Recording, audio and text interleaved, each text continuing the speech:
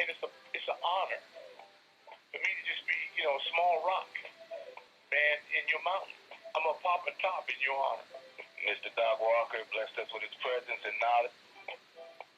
We want to welcome in our next special guest, Haley Skarupa. She's a three-time world champion in women's ice hockey and most recently won Olympic gold with Team USA. The Cap Stadium Series was definitely my favorite, obviously.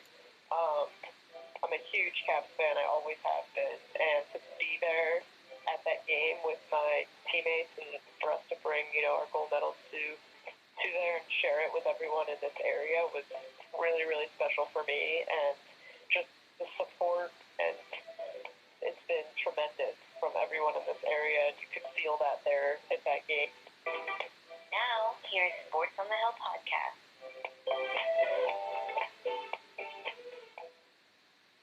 That's right. It's Monday night. It's World Series Special Edition Sports on the Hill podcast on TruRadio Network, episode 169, streaming to you live from the lab. It's a great day to be a DC sports fan. Had a great parade this weekend that Robbie and some of Team SportsOTHP was able to go to. So I know we're going to we're going to talk about that.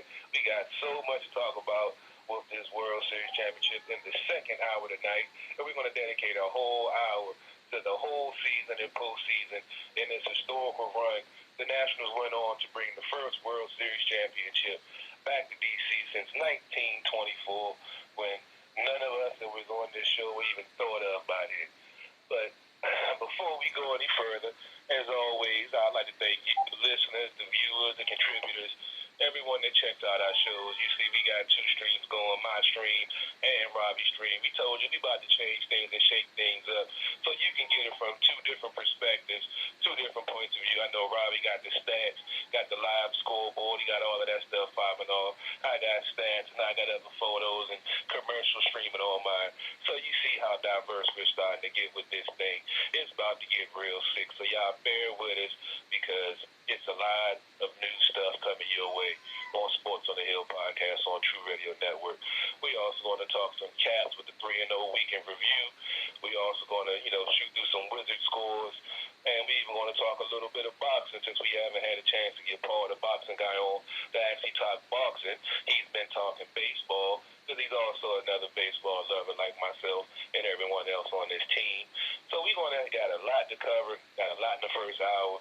So let me go ahead and see if we got Robbie G on the line. Robbie, you in the building? I am. There we are. Unmuted. There. He's unmuted himself again. I know. It wouldn't be a show without me doing that. So, yes, I am here, and I'm excited, and I see that Anna's on the line, too. I've got my National League Championship gear. I need to get it updated a little bit. Yeah, it's been a fun week. I'm excited to get going with you and Anna and talk some great hockey.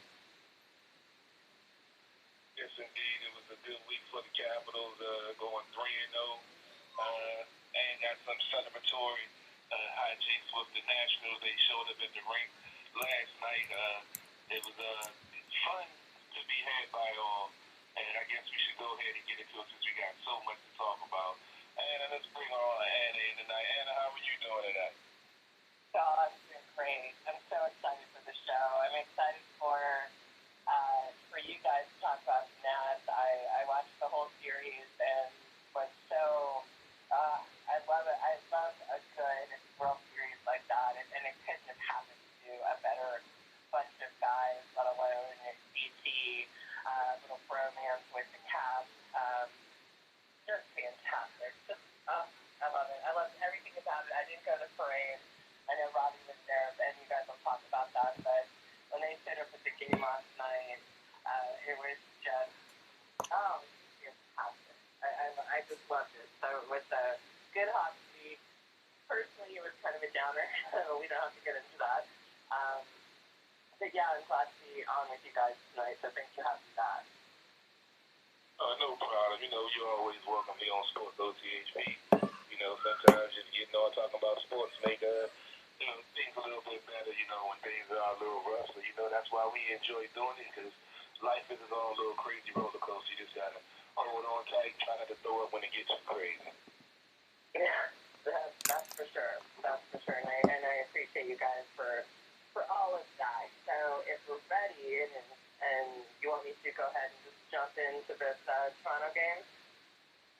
let's go ahead and get into the week and review this 3-0 week. Okay. Oh, that sounds great. Like you put that on a loop. 3-0 week. So what a great way to kick off. So last week the Cavs welcomed Toronto, and yeah, the first period we had 40 seconds into the lead scoring, but then you know what? At 10:47, John Carlson scored 56. This is by Ovechkin and Bastian to tie it up. But then we go into the second period, and it's Carlson again with power play goal from his favorite duo, the captain and Backy. So he's on fire, which is always impressive, and I'm loving to have to say his name every single week. Austin Matthews scores to close out the second and to kick off the third. And then our captain not only scores his 10th with assist by Oshie and Backstrom, but he also scores a power play goal at 4 minutes into overtime, giving Washington a 4-3-1. And I thought, when we kicked off these 3 games that we were going to be talking about, that this was the 60 minutes of hockey that we as fans have been wanting to see. You know, we didn't want to see a slow first and then all of a sudden power through second and third. Let's just see all 60 minutes strong, and I think that's what was so. God, it's so great. I absolutely love this game. I don't know if you guys had a chance to see it or if you had comments. There was a little too many penalty minutes, but I'll take the W. I'll let Carol go first on this game, but I definitely saw it. Okay, cool. Yeah, I didn't get a chance to keep a close eye on it.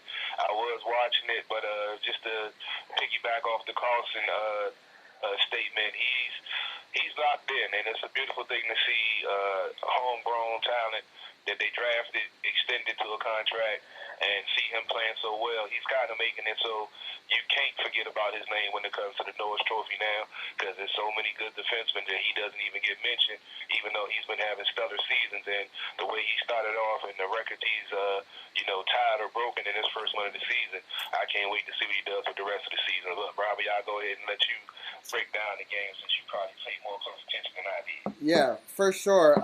It didn't start off well. I mean, obviously to have them score within the first minute was pretty terrible.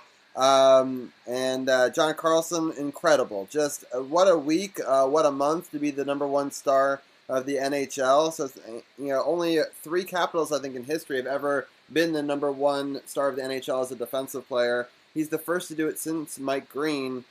Just really incredible numbers. I mean, he led our team to the best October in the history of the franchise, even better than when we won the President's Trophy. And it was all because of him setting everybody up. I mean, Ovechkin scored a lot of goals, but he was really the engine that powered us through the month of October. And 2 goals in this, obviously. They then come back and they have their big gun, scores 2 in a row. And then our biggest gun scores, and Ovechkin scores his 10th goal, followed by his 11th on the power play. You obviously can't give a team like the Capitals a power play in overtime, no less 2 power plays in overtime. And at one point it was a 5-on-3, so it was kind of a crazy scenario. I'd actually never seen 5 players play on the ice, and then it became 5-on-4 for most of the remainder of overtime, which I'd also never really seen before. So Ovi scored at the 4-minute mark, so just with a minute left, assist by Orlov. And Verana, who's playing phenomenal, but we'll get into him a little bit more in a bit. But yeah, just a really great overall win, 4-3. Toronto's a tough team. We had just beaten them in Washington, so you knew that Toronto was up for revenge, and they played an incredible game, and what a way to sort of conclude the month of October. Very much so, very much so. Let's go ahead and get into the first game in November, that Buffalo game. I definitely was checking that one out, and go ahead and break that one down, Anna. We got a lot of scoring to talk about. Yeah, this is another fantastic game. So next time, DC welcomes Buffalo to the arena, and the first period was hot. I mean, it was 4 goals, all caps. You have Rana scoring twice, Stevenson and Leipzig. I do have to say, in a little side note, I think Leipzig is going to be one to keep your eye on because he just has it in him to make a name for himself. Second period, the only Sabres goal was at 10:40, but followed by Wilson with a tip-in, assisted by Kempney, making it 5-1. And then into the third, the only goal was by Oshie, which was his 8th, which was assist by Kempney, his 5th, and Ovechkin's 8th, making it a 6-1 win. I felt, walking away from this game, watching it, not only was I loving the score, I feel like we, as fans, saw the chemistry really clicking during this game, and I did enjoy the fact that the penalty minutes was on the lowest end that we've probably seen in a while. They looked like they were having a good time, and that's always fun to watch, and it's, fun to get everyone to kind of have that chemistry together. So I thought that this was an exciting game. Not an exciting game to watch because there was no back and forth, but it was nice to see them out there having a very good time and building that chemistry.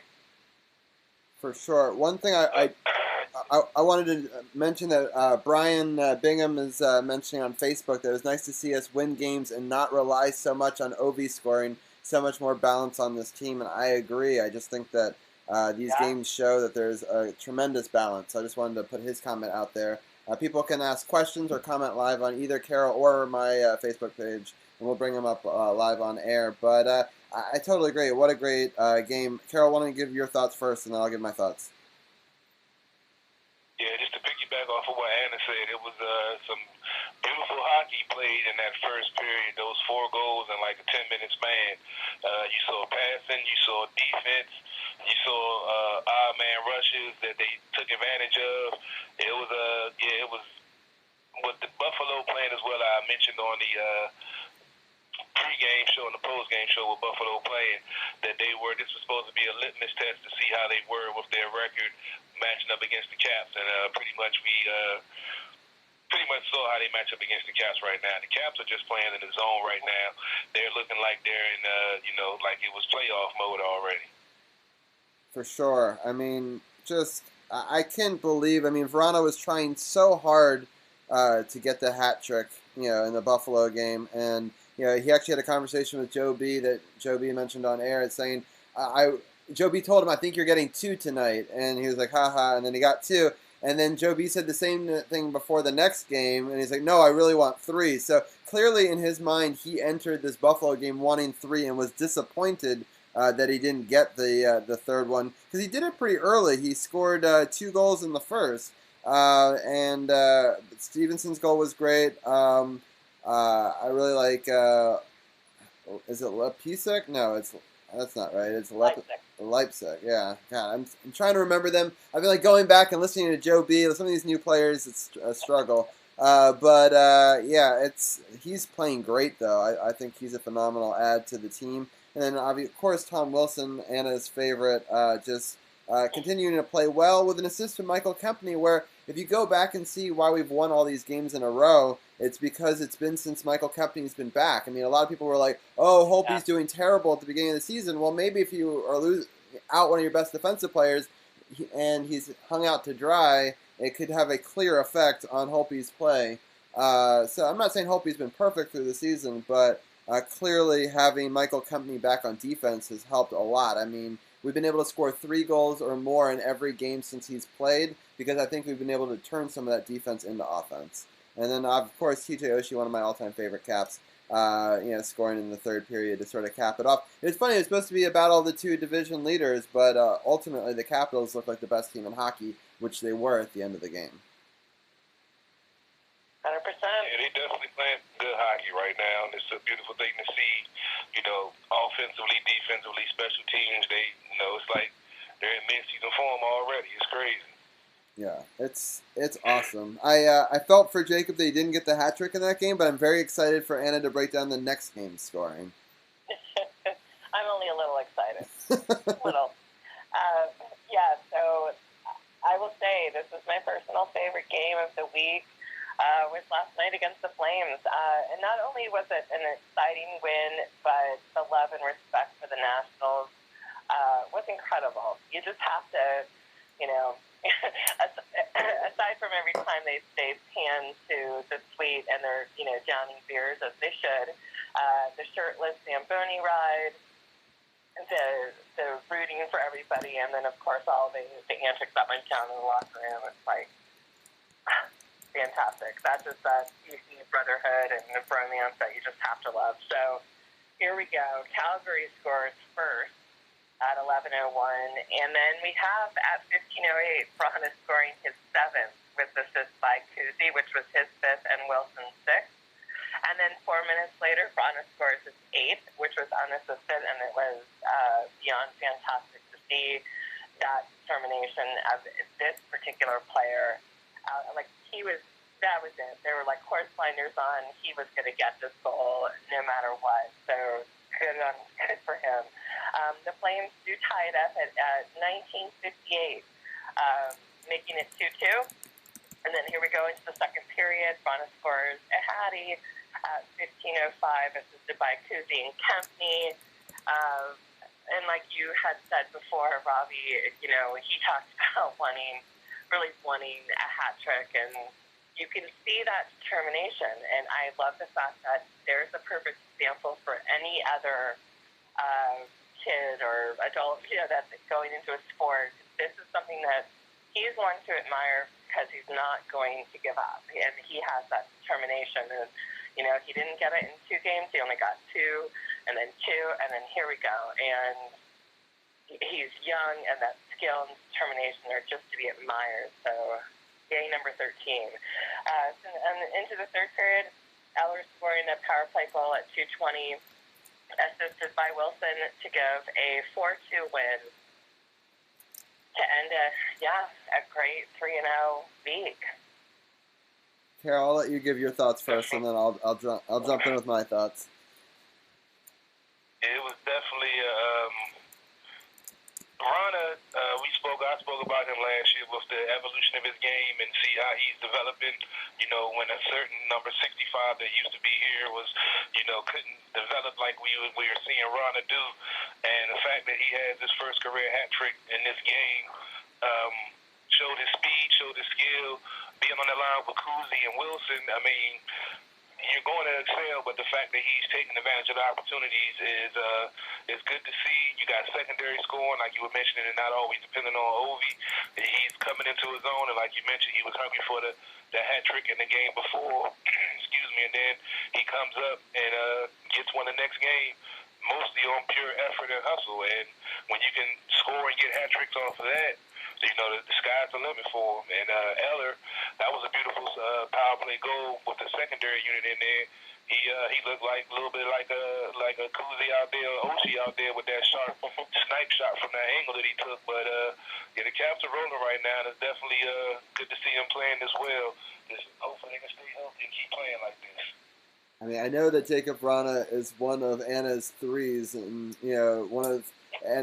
he wears my wife's favorite number, 13, and obviously I've been a huge fan of his for a while, and we got a steal with this contract. I mean, it was a bridge contract that he took to stay on the team because he knew that players needed to be paid, and but man, I mean, he looks like he could be a 50-point goal scorer. I mean, he has those capabilities, got great release, great hands, just being able to snipe all the different corners, all the different tools in the toolbox. He reminds me of like a young Ovechkin almost. He's just really, really a great skill player, and I love Kuzi's play of late, in his support role and trying to set him up, and they're getting some great chemistry together, and I, of course, love Tom Wilson on that line protecting those two. So it's been a fantastic couple of games. I mean, one weekend for you to score 5 goals is incredible. It's Ovechkin-like, and it's just really, really kind of a cool thing to see. And obviously, he's wanted a hat trick for a very long time. It's his first career one, and I couldn't be happier for them to do it in front of the Nationals, who were partying like crazy. Carol, I want to get your thoughts on that real quick, because it was really fun to watch. It was definitely, first of all, the United team picture that they took was amazing. They had the red jerseys on and the Nats had the white jerseys on, and taking that picture in front of the World Series trophy, that was amazing right there. For any DC sports fans, if you didn't get goosebumps watching that, something wrong with you. And to see them partying like the way the Capitals were partying in Nats Park when they won the trophy, and all the hijinks and all the drinking that was going on, And the highlight of it was to see them riding on the Zamboni, shirtless, just having a good time, just enjoying the fruits of their labor, man. It's a beautiful thing, and it's good to see the teams winning. Yeah, I know everybody's down on the Redskins. I'm going to drop some knowledge in the Redskins segment because it's bye week. And I'm going to say some stuff. It's probably going to roast some folks' feathers, but it has to be said. But getting back on the positive, I loved every minute of it. With Zimmerman doing the opening lines and them celebrating the championship and them just having a good time and enjoying, and then Baby Shark going on through the intermission and stuff. It's a beautiful thing to see. Successful teams winning and celebrating together. And one of the things that they both had was long-time players on their team. Zimmerman been there for 15 years. One team, Ovi's been there for 13 years. One team, superstars in their own right, face of the franchise and leaders to this next crop of guys that's going to try to take these teams back to the promised land. I agree. Anna, what were some of your thoughts with the championship celebration? Yeah, it was amazing. I have to admit, I was one of those fans watching and taking photos of what was going on the television of that group shot. And, Carol, you're so spot on. It gave chills.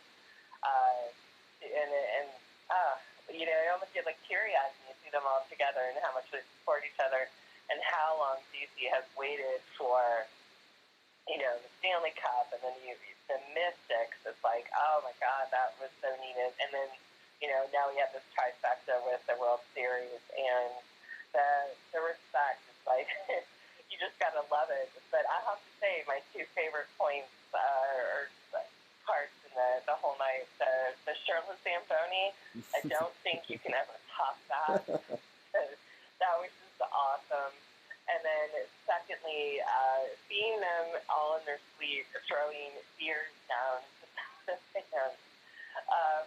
Not glass, obviously. They're throwing down some Bud Light cans and people who are just ecstatic to be, there and experience it. So it was definitely a good night for DC overall. And again, like you guys always say, no politics. So that's the best part. There's no politics involved in this DC celebration. It was all sports fans there for all the right reasons.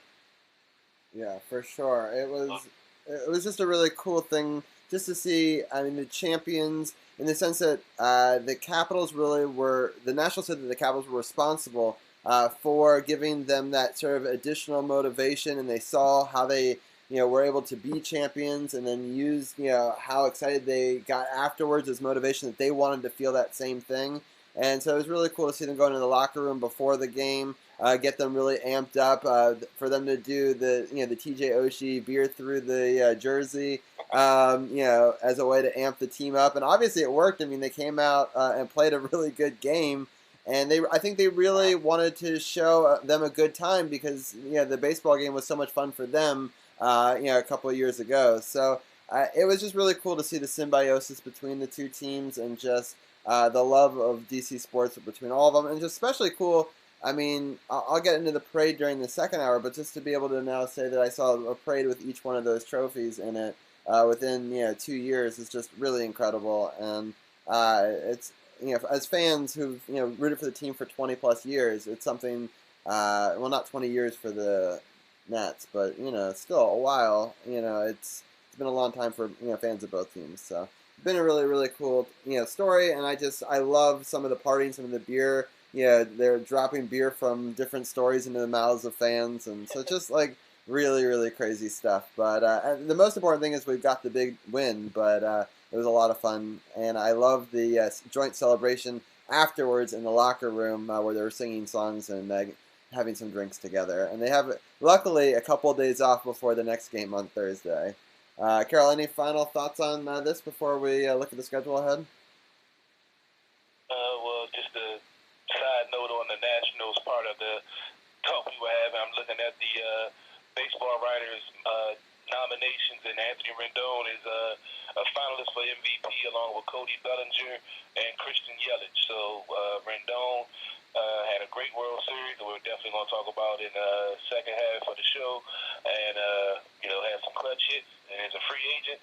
And if he can mess around to get the MVP, boy, he about to get paid. Yep, and then we got a Cy Young Award finalist as well. So that was just announced as well. So we'll talk about more about all that. But yeah, it's an exciting time to be a Nationals fan for sure, and excited to be a fan of those two players. So real quickly, the week ahead, Thursday game, Capitals are at Panthers, and then the Saturday game, the Golden Knights come to town. I'm particularly excited about that game because it'll be my first game of the season. I get to go with my dad. And hopefully win the rubber match, right? The first year, the Capitals unfortunately lost, but then they ultimately got their revenge with a cup. And the second year, we won, but we didn't get a cup. So I don't know how I feel. Like maybe if we lose, we'll get a cup. I don't know. But either way, I'm excited to be there. And Robbie,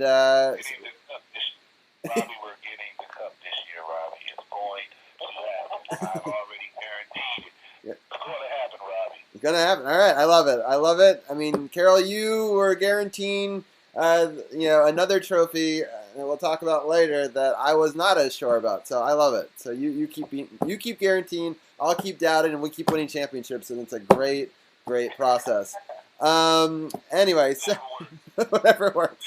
All right, real quickly, Anna, your thoughts on Florida and Vegas? Well, Panthers, they are 7-3-4, so I'm not feeling too nervous about this, although we have had about a week of partying up until going down to Florida. But you do have Grabowski in the goal, most likely, and not one to joke around with. He's got skills, obviously. I just think if the Capital players can continue what they've been doing, which is they just seem so much tighter, the chemistry's there, and that inconsistency of 60 minutes of hockey that we saw last year, we're not seeing so much this year, so I hope that can rise definitely to Florida. And then when we bring it back for the night, I don't know, Rob, you're looking forward to this game. I freaking hate this game so much that even though they're playing at home, just having to listen to some of the players' names, Ryan Reeves, be announced, drives me nuts. And I just don't want to see any of our players falling for, their kind of BS antics on getting, not just Wilson riled up, but now, you have a couple other players that are kind of ready to drop the gloves whenever, and I just don't want to see Hathaway get in trouble, Leipzig, any of these guys. I just don't want them to fall for like a Ryan Reeves showboating moment. So, but you're going to have a hell of a goalie match up against, I'm assuming they'll probably play Sammy against the Panthers, and I'm assuming Holtz against Fleury at home.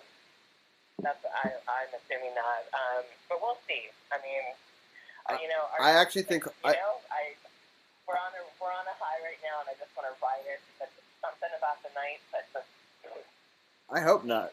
I hope not. I hope that I honestly would rather us lose to Florida and then beat the Knights, but that's my own personal bias there. But I'm legit scared of both teams. They both could be good, but we're also the best team in hockey, so we could easily beat them. I think that you actually play a Holtbeast in both of these games. Really? Yeah. And it's not that I don't like Sam. Well, it depends. I mean, if Holtbeast doesn't look good against the Panthers and not against the Knights, but there's only 2 games this week, and I think you kind of got to give your workhorse the big games, especially one on the road. He hasn't played in a couple of games, a couple of days, and then that one. I wouldn't be surprised, though, if on the Monday, just a couple of days later, the one that will be actually during our podcast next week, against the Coyotes, that might be the game that you see Sam. So we'll see. Sammy. Yeah. Carol, what do you think you do with the goalie situation? Both teams, like say Florida and Vegas, they've both started out, middle of the pack. Both of them can be tough opponents. Like I said, the Caps will play in their game. That's always been my thing. As long as the Caps play their game, they can't be, they're hard to beat. So as long as they do what they're supposed to do, play like they've been playing, 2 games this week, I think they should win both of them no matter where they are or who they're playing. They're locked in right now. They're playing solid defense. They got, everybody's healthy, and they're playing good hockey, getting solid goaltending. Both goalies are, Samson is what 5-1-0. Kobe is 5-1-3. So I mean, they're looking pretty good right now. I think they're going to be fine this week. Yeah. I definitely, I hope that you're right. But selfishly, but I hope that you're right for the Caps' sake too. And but it's been a good week of Caps talk. I can't wait to talk next week with you, Anna, and bring you back in. We'll break down those two games. We'll also be able to talk about the live game going on. I know it wasn't the best of luck the last time, but hopefully we'll have a better result. We have a better defensive players than the last time we had a Monday night game, so. Hopefully that will carry forth as well. And I wanted to give a special thank you to you and Gil. You've been very sweet on the Power Play Point podcast. You've been giving us lots of shout-outs. We really appreciate it. And you guys have been blowing up. You got a lot of listens lately on your show. And I went back and I binged the last bunch of ones while I was working, and I really enjoyed them. So a shout-out to you guys for keeping it, even with Gil's silly, spooky voices. It's a fun time, and check it out, SportsOTHP.com. Just click the Power Play Point podcast. I actually listened to your show through my show's website earlier today. It works really easy to do while you're working or whenever you want to listen to a podcast. So, but thank you, Anna, so much, as always. And Carol, any final thoughts before we let Anna go? No, just always appreciate taking the time. Appreciate you helping break the games down. Have a good night, and we'll check with you next week. Sounds awesome. Look forward to talking to you guys in a week. Take care. All right. Have a good night. All right. So. All right. Well, we got through the Capitals time. Pretty good timing right now. So I guess we go ahead and switch gears. We got to the good.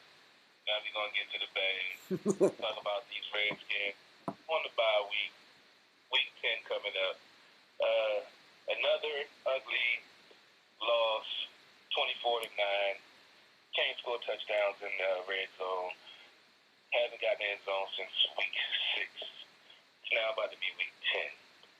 Now, unlike everyone else, well, I'm not going to say everyone else, unlike a majority that's, upset and, talking about some of the issues that's going on, he just changed coaches not 2-3 weeks ago. So there's going to be some growing pain process. It's not going to be able to just plug and play. You put a new coach in there, boom, everything's going to work out. This team is a Super Bowl contender in 3 weeks. No. It's going to take time to get this thing on the right track. We're seeing progress week by week. Unfortunately, we're not seeing victories. They have a bye week coming up, and the Jets, who found a way to lose to the Dolphins, but found a way to beat the Cowboys. It's crazy NFL. What can you do? But the team is playing to a higher level than they were before with an aforementioned ex-coach that's no longer here. So, I mean, in my opinion, it's going to be growing pains. And as I said last week on the show, I feel like this team will play better after the bye week. And they've got a couple of, weeks under Callahan in practice, game planning, and learning a different philosophy that he's using that they weren't using before. So everyone that's upset and thinking that it's going to be an automatic change because, you got a new coach and you put a new quarterback in there, it's not that quick of a fix. It takes time to get the chemistry, to get the team on the same page, the new game plans, the new philosophies. Because if you notice, they're running the ball a lot more than they were before, which we've been asking for a few years now. And all the folks that were saying that this team can't run the ball, that's why they pass the ball so much. They're averaging close to 100 yards a game since Callahan's taken over with the same offensive line and the same personnel. So, like I say, I'm not psychic, but I know a little bit. Because of football especially. But it's disheartening to see the team excel in between the 20s, but then get down to the red zone and bog down, or you have penalties or procedural things that, illegal formation, stuff like that you can't have happen. But those are the growing pains when you have new players, new combinations of people being out there. You have injuries not as bad as last year, but you're having, backup players in there, and they're actually playing well. Like Troy Apke made some nice plays for them for Nicholson. You had Moreland, and, I can't even say Moreau when Jordan was out. Moreau didn't look that well at the outside. I like him more better in the slot, but he has the size to be a good outside corner. He just needs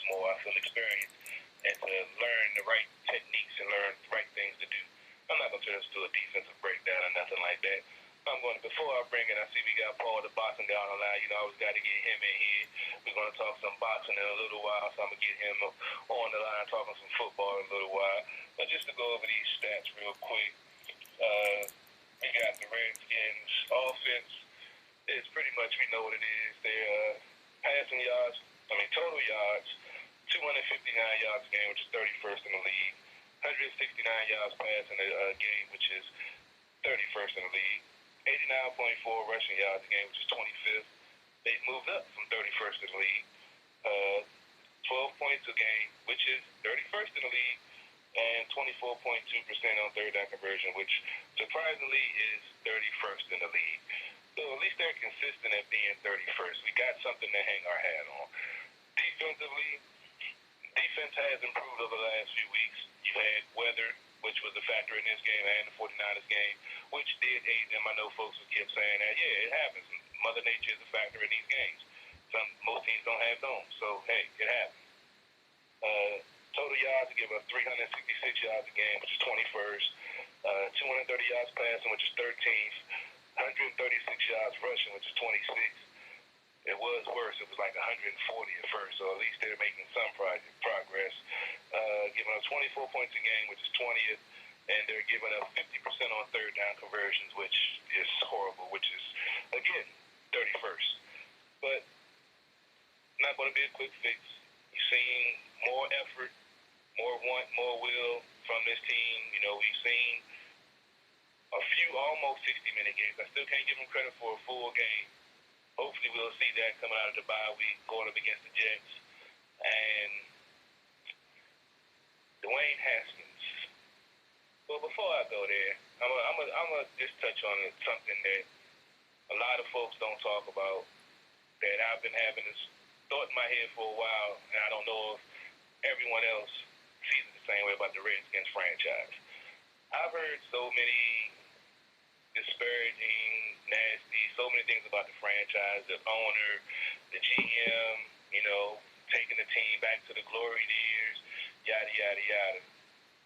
But I wonder if Redskins fans realize, true Redskins fans realize that this franchise was only really good for a stretch of like 10 to 12 years. Before that, it was pretty much what you see in now. So my thing that I'm saying is, before you go posting this stuff on social media and boo-hooing and crying and coming on my post trying to attack me for my opinion and the stuff that I know, go do some research on Redskins history for real. This team hasn't been like a stellar franchise in the NFL as long as it exists. They salute the franchise because it's been around for a long time, and we've had some great players and done some great things. But as a franchise, this hasn't really been a stellar franchise for an extended period of time. We had the likes of Joe Gibbs, Charlie Cassidy, Bobby Beathard, you know, in the front office. You had Joe Theismann, Doug Williams, Mark Rippon. You know, you had quality players in a different time in football where things were a lot simpler and easier to make a formula to win because there was no free agents. Now it's a whole new ball game. I see folks talking about the Patriots doing this. You know, it's a formula, plug and play, yada, yada, yada. This is why I say Madden has corrupted the football mind, because everyone thinks you can pick up a remote control, push a button, and get players to do what you want them to do and think it's going to be seamless. That's not football. That's a video game. It's not like that in real life. You can't emulate another franchise in football and do the same thing, because you're not going to have the same talent from the same players doing the same things, fitting in the same scheme, fitting in the same system. So before you make these asinine comments and these posts and all of this stuff, go do some research and find out really about this team and this organization before you start touting out what this team was and the greatness and all of that. They were great when you came up. But go research before you were on this earth and find out what this team is really like before you start saying how horrible it is and the owner needs to be fired and petition this and petition that. Get a grip. Go research and find out what's real. And on that note, I'm going to bring in Paul, the boxing guy, get his take real quick on this team's 1-8 before the bye week, and then we'll talk to Robbie and have a nice quick little session on Dwayne Haskins before we try to get some boxing in before we go to the music break. Paul, how are you doing tonight, good sir? Hey, first of all, I want to apologize last week. I was so hyped, so ready, and then kids got me distracted and I missed out. And so I just wanted to say that first. Second of all, one thing about me and you, Carl, and I think this is one reason why we click so well, because I love history too. And I swear, you could not have put it any better than what you just said about the history of this team, right? I've gotten in so many arguments, right, about this team being greatness. First of all, they won NFL championships when they first came down from Boston in the 30s, right? Then they won, I think, one or appeared in 1 and 2 in the 40s. They didn't make the damn postseason again until what? The 60s, 70s? They were the laughing stock of the league, even with Charlie Hale and Sonny Jurgens. Lost to the Dolphins in the Super Bowl, came mediocre again, hired Joe Gibbs, had a period of excellence that we all have to grow up in. And, you know, free agency came. Bobby Bessett left. And it was almost like they had to, I'm saying this for a reason here. You had to relearn how to run an organization from scratch, essentially, right? And with Bobby Bessett gone and Charlie Casserly taking over, and, you know, Bobby Mitchell was, you know, a conversation for another day about how, you know, people could say he was done wrong, which, you know, I would have liked to see Bobby Mitchell in the GM, but, you know, that's past. You know, you had to pretty much relearn how to build a team. And, you know, Bobby Bessett moved on to San Diego, took them to the Super Bowl. Charlie Casserly made some questionable moves, wasn't the best draft guy, but they also had some bad luck. I mean, look, who wouldn't have took Desmond Howard in that draft? Who wouldn't have took him, right? Who wouldn't have took Keith Schuler? So everybody that's talking this mess, talking about we used to be so excellent and the excellence is gone. Bullshit. We had a period in the 70s when most of us wasn't even thought of yet. The 30s when my granddad was in World War II. And we had the 80s and the very early 90s. So, you know, I'm glad you said that, Carol, because, I mean, we are who we are. Nobody expected the Skins to win the Super Bowl this year, right? And this might be controversial. I know people probably hear me talk sometimes and they think, oh, this guy don't know football. I like football. I don't talk about it much, right? I said this about the Nationals when they were, 13 and 30-something. I'm not displeased with what I see. And that sounds strange, right? That sounds strange. But like you said, to replace the head coach, I looked at Jay Gruden coming into this season as a lame duck anyway. Hell, Vegas odds had him rated as the first coach to be fired. Now, I'm not saying Jay Gruden can't be successful. What I'm saying is sometimes you need a change. And I think that at that time, I'm talking about offensive coordinator, mainly, not his. I should correct that, not necessarily head coach, but it ain't working after a while. Your players, you lost the locker room. What does all the players say now that Callahan took over? I mean, sure, he got criticism every now and then for working his players hard, but the dude is old school. The dude was in Nebraska. The dude was in Oakland, took them to the Super Bowl. The team is different. Now, I'm not saying he's the coach of the future, but at the same time, you have to change the culture. And something that can't be overlooked is the winning college culture of all of these Alabama guys in their locker room. And I'm so happy to see now that Ryan Anderson is starting to actually get some reps. I understand, you know, Sweat is not getting some reps because of Anderson, but here's the thing, man. If you want to run a 3-4, you need to have those linebackers, defensive ends. You need to have them dudes rotated in and out constantly. And I do like what I'm starting to see, even if they don't produce wins, because I'm gonna tell you this, Carl. If they run this offseason correctly, right? If Dwayne Haskins shows that he has some flash, because I don't want to be like the Cardinals, and end up drafting another quarterback the next year. They may be in a position like they were in '99, when the Saints traded all their draft picks to get Ricky Williams. This team might be in a position to have the number 1, number 2, number 3 overall pick. And they may have some team that likes one of these once-in-a-generation quarterbacks, but there's a lot of good quarterbacks coming up that may be willing to give them the farm. They got some good young defensive players. They got some old talent that they probably can get rid of. You know, they can start from scratch. Maybe they can actually start to finally rebuild this thing. Now, I'm not saying it's going to happen, but I'm optimistic because I think now everyone thinks at the bottom, you know, we can't get any lower.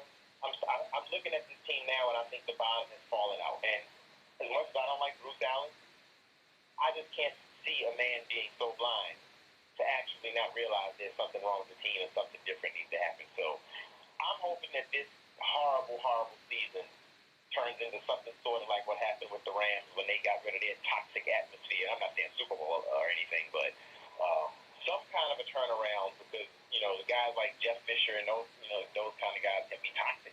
And if they can make the right move, hopefully. One thing I will give Bruce Allen credit for is, I mean, you can't say the guy is drafted terribly. They brought some decent talent in, so I don't know, man. To put it short, I just want to see more Dwayne Haskins. I'm not going to judge him harshly because Peyton Manning threw 30 interceptions his first year. I'm not saying he's Peyton Manning, but I just want to see him put a re-emphasis on the offensive line. I want to see if they can bring somebody in here that maybe can resell Trent Williams on coming back, besides trading him. I obviously think that Josh Norman probably should move on. I don't have a problem with him, but I mean, they have the potential to have a huge offseason if they end up with a top 3 pick with teams desperately reaching up to try to grab somebody. So that's what I'm hopeful for. Yeah, it's definitely going to be interesting. You mentioned the Trent Williams situation. New development. I didn't really pay attention to the comments that he made when he finally came back to the team. The paraphrase, basically, he said he doesn't have trust in the team. The organization mishandled the medical condition and boom, boom, boom, boo-hoo, boo-hoo. I understand. Okay, it was cancer. They misdiagnosed it. But as I said on the pregame, when I briefly talked about it, in 6 years, it didn't occur in your mind with the same thing happening to go get a second opinion. Your wife didn't bug you and say, nah, the team ain't looking out for you. They worried about themselves. Go get it checked out, honey. You trying to tell me you don't have nobody in your family that's a doctor that would say, hey, Trent, it's been 6 years, bro. You need to go talk to somebody. And that's so hard to diagnose. How you won't make that call. But then now, when the Redskins put out a statement that said they want the NFLPA to officially investigate, this man decides to come out and tell the NFLPA, no, I don't want you to investigate. I don't want to go any more detail into it. Now, hold fast. Now, if you were so upset and so dead set on not coming back to play for this organization because you have no trust in them and you want to get everybody fired, including the head of medical staff, which they won't do, which is one of the main reasons why he's holding out. So if you want all of this stuff to come to air and you were so concerned about almost losing your life because the Redskins medical staff didn't care about you, why don't you want them to investigate more, Trent? Exactly. Doesn't make sense, bro. You can't sit there on the podium, sit there and start boo-hoo crying, talking about they did you dirty, and then when they say, okay, let's find out if we really did you dirty, they go, oh, no, I don't want to investigate anymore. I don't like it. Both ways. You can, and also at the same time, with cancer being, especially skin cancers and things like that, one, look, we black, right? It's not as common for us. Two, it's hard to diagnose anyway. Three, I'm not trying to down talk the man or make assumptions, but was there ever a time when he went to them and expressly said, hey, can y'all try to make sure, do a biopsy or something, make sure this ain't no cancer? Because I don't know, man, like, has he ever voiced that concern? Because let's face it, man, NFL team doctors, they're more worried about orthopedics, keeping your players on the field. They're not exactly looking for cancer. So, I mean, it's so many questions there, like you said, Carol, that you can't have it both ways, man. No doubt. Man, I got another rant real quick. This damn Facebook is getting on my nerves.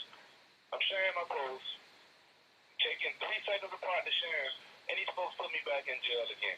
Y'all, we're going to be getting off of this Facebook shit pretty soon, because I'm getting tired of dealing with these folks. I send them appeals. I send them a joint that they sharing hate speech and all other types of crap. Don't stop it. But somebody trying to push their own podcast, their own thing, they keep on using that same BS algorithm for spam or whatever. You know what, Facebook? I normally don't say this. It's a family friendly show, but y'all can kiss my ass. I'm tired of this shit. Stay tuned. I'm going to be doing some things differently. We will be having a new platform to broadcast on where we can share our stuff and not have to worry about this BS that Facebook keep on doing, because it's starting to really piss me off. Yeah. On that note, I don't want to talk no more Redskins. Let's talk about some boxing ball since we got 10 minutes before the hour and we haven't had a chance to chop it up talking no boxing. There's been a lot going on, so I'm going to give you the floor to handle no biz with the boxing news. Hey, man, my man Canelo showed up once again in YE, and I've been saying it for a long time. Is the pound-for-pound #1 fighter in the world. I don't know why people still don't see that.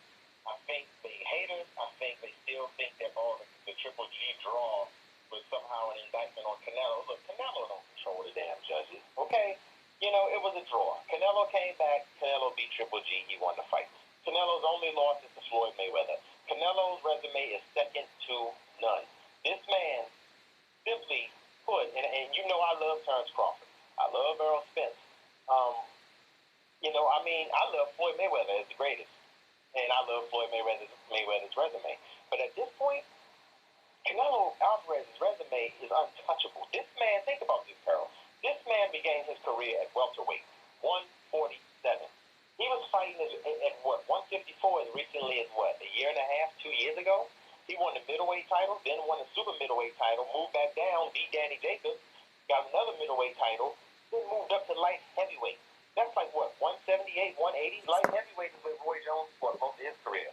So, Carol, imagine Canelo Alvarez, all 5'8", 5'6" in him, being in the ring against a guy like Roy Jones. Like, imagine that, right? So he decides that he's also only 29 years old, 53 wins, so he's still in his prime. I'm just going to name his weight classes. He starts for welterweight, light middleweight, junior middleweight, super middleweight, light heavyweight. This man is 5'9" and has a 70.5-inch reach, okay? So he decided to take on Sergey Kovalev. Sergey Kovalev is 6 feet tall, has a 72-inch reach, but he's a natural light heavyweight. Sergey Kovalev is the guy who fought Andre Ward and, had a controversial decision against Andre Ward, but he also beat Bernard Hopkins. And, Kovalev was the WBA light heavyweight champion. People want to say, oh, Canelo cherry picking, fighting an old fighter. You tell me that a man who's 154 pounds moving up to fight a man that's damn near 180 pounds, light heavyweight, cherry picking. You know who else used to be a light heavyweight? Evander Holyfield. The man who beat Mike Tyson's ass. So anybody that has anything to say against Canelo, save it. Now, I know I ain't got a lot of time, so I'm going to break it down as best as I can, but I love what I saw from Canelo. I love what I see from him because every fight he fights differently. What he did was this. He learned a lot from the Andre Ward versus Kovalev fight. You can take Kovalev out of his game by crowding him, okay?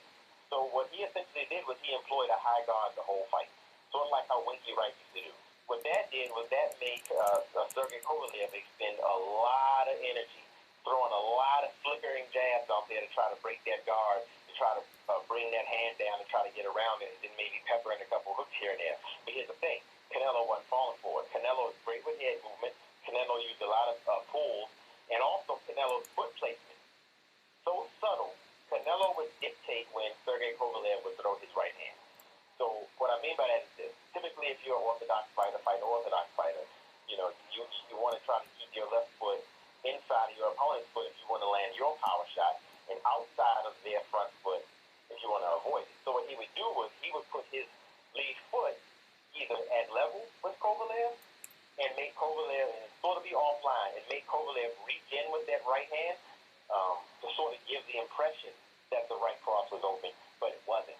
And that would make Kovalev reach, and then that would make, give Canelo the opportunity to hit him with an uppercut to the body, to the chest, a hook to the head. And I also saw another thing. Early on, he was setting up in round one when a lot of people think he lost that round.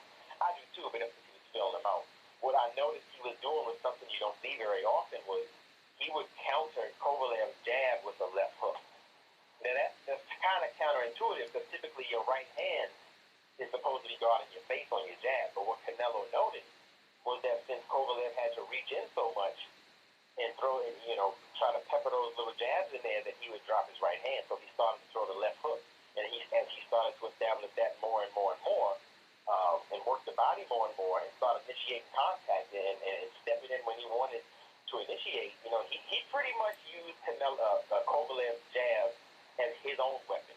Every time Kovalev threw the jab, Canelo would full counter. Every time Kovalev threw the jab, Canelo would overhand right. Every time he would step in with his left foot, Kovalev might try to throw a right hand. Canelo would step inside him, throw a nice hook, and cut off the ring, get him against the rope, spin him around. I mean, I've never seen a smaller fighter control the pace of the fight like that. Cut the ring off, he put him where he wanted to put him in the ring, counter punched him left and right. He went for that body, just like I said he would do. He didn't knock him out with a body shot, but that contributed to it. And then finally, after all of those rounds of forcing Kovalev to throw punch after punch after punch after punch against that high guard, he finally knocked him him out with the overhand.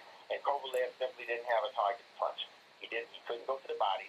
He couldn't step around him because Canelo was so masterful at cutting off the ring. And every single time Kovalev threw a punch, Canelo would counter. And one more thing. What the high guard also is, great at is it doesn't telegraph your punch. If you have a shoulder roll or you fight like Errol Spence or Terrence Crawford or Floyd, nothing wrong with that style. But when you have a high guard like Winky Wright, every punch starts off looking the same, meaning you may look like you're throwing a jab, but because your guard is high, it can actually turn into a hook. Or you can stand with your guard high, and your opponent may not realize that, okay, you think they're going to throw a jab or maybe another left hook, do a little slight shoulder feint, and then you throw a stiff right. So Canelo, man, he fought a masterful fight. So now he's WBO light heavyweight champion of the world, just collecting titles as he goes, and he's still 29 years old. Yeah, it's amazing. Like I said, I haven't followed his career as closely as you, but I recall you talking about him a lot, and seeing him doing what he's doing and putting Bama's out with body blows.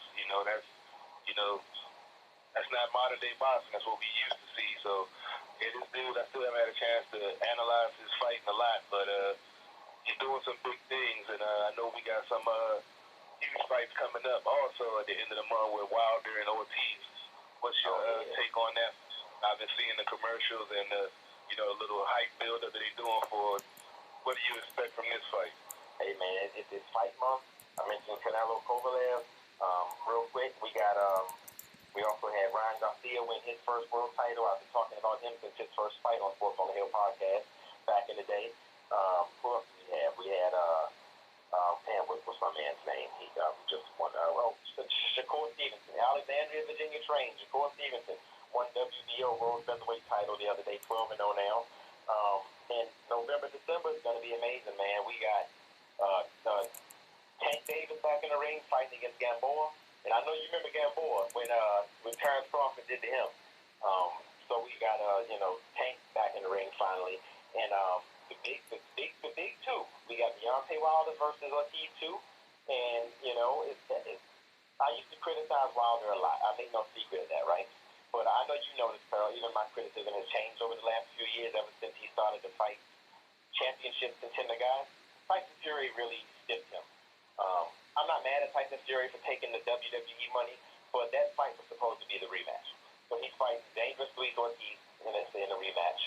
He almost lost the first one, but I'm going to tell you this. Deontay Wilder 34, Luis Ortiz is like 77. I think Deontay Wilder's going to knock his ass out in round 2.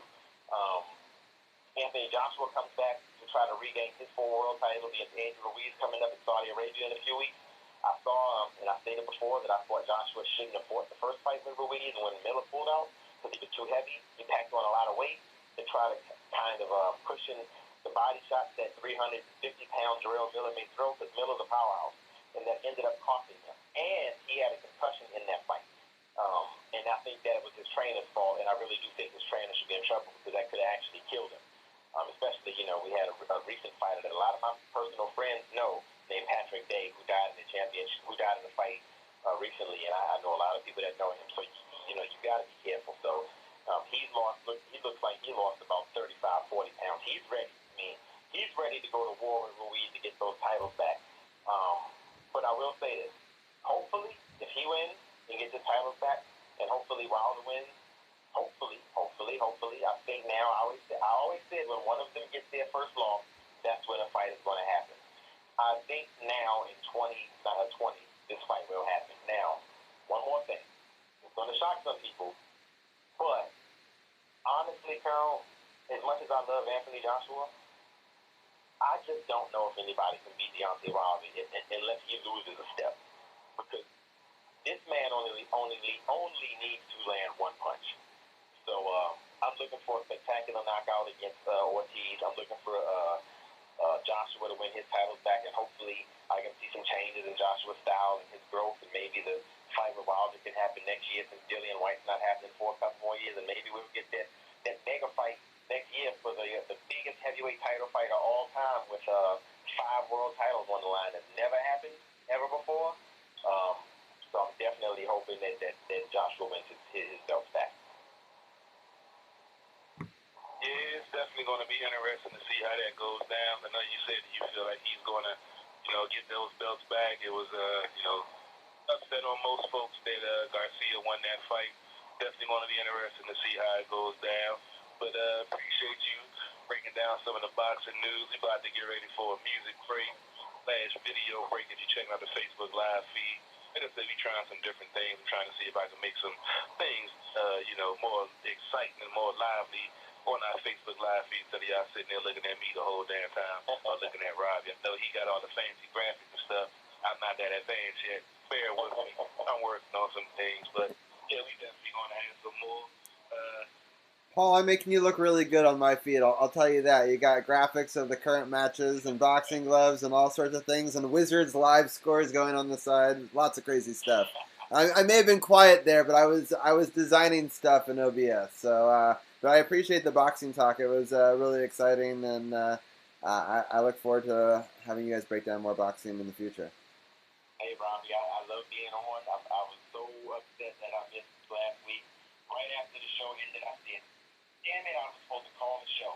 I was so upset that it was World Series, and I was pressed to talk about that World Series coming up. But now, me as a real big, and y'all know the music brings coming, Carl, what did our text message exchange say in the Dodgers series? We said if they beat the Dodgers, they're going to win the World Series. We said it. And Carl said, yeah, I'm saying that, yeah, publicly, but we got the text messages. That was what we said. Yeah. Hey, man, we talk offline, certain things we don't like to jinx. I know I'm rather superstitious when it comes to playoffs, so there's certain things I say off air that I won't say on there. But, hey, man, like I say, we know a little bit. We know what we're talking about. Folks just don't want to recognize it. Yeah, we're cool. Folks don't want to recognize you. Other than some folks is going to doubt what we know, but that just gives us more time to shine, baby. Yeah, I did a playoff beard for. Bragging rights too, Robbie, and Carl, when people look at us and say, "Oh, they're crazy," okay, be patient. Don't, here's the key: don't operate on emotion. Yeah, I'll be the first to admit I struggle with that. I am a very emotional fan. But I appreciate the sentiment. That's why I think Carol and I work so well as a team, because he brings me down to earth a little bit. I'm always texting him like, "It's over. It's long gone." He's like, "Just be positive. It's gonna get better." So I definitely can be one of those. So but I do a lot of superstitious stuff to come back into games. I did do a playoff beard for this. I started the beard. We kept on winning. I'm like, I'm not shaving this. I didn't shave for the Caps. I'm not shaving for this. I'm like Carol, very, very superstitious. But I'm excited. Yeah, well, I'm superstitious too. I have a philosophy where when things get tough to the Nats, I have to turn the game off. And Right. my wife gets angry because I say, when I don't watch, they win. Right. I watch the World Series. So that jinx has been lifted. Yes, sounds good. I know that there are. I was gonna say there are moments like Carol I know switches to the app real quick, and I have to tell him some things. So we're all diehard fans here. So it's true through and through. But it's definitely fun talking all these different DC sports, and it was super cool to be able to go to 2 different parades in 2 sports. But you're gonna stick with us for the Nats talk in the second hour, right? I'm gonna try. I heard my son banging on the door a minute ago. So if I drop off, it's because he wanna say good night and play around. Bedtime is when suddenly playtime wants to occur. So no doubt. We already know how the Army is, man. So we'll put your listeners out. If I see you on the line, I'll bring you back in when we start talking about Nats in about 5 minutes. I'm gonna get ready to throw a track on for the audio listeners. In about 5 minutes, I'm going to throw a couple of videos up on Facebook Live. It should be about the same time. And then we'll be back talking Nats, World Series, regular season, postseason, all the great things they did. Stay tuned. We'll be back. The days are cold. When without you. The nights are long. I'm growing older. I miss the days of old. Thinking about you. You may be gone, but you're never over. If Hope could see me now, I know he'd be proud. Somewhere in me deep down, there's something in me he found that made him believe in me. Now no one can beat me now. You try, it'll be them doors. On great fan, believe me, clown. That means suicide, homie. You'll never throw me.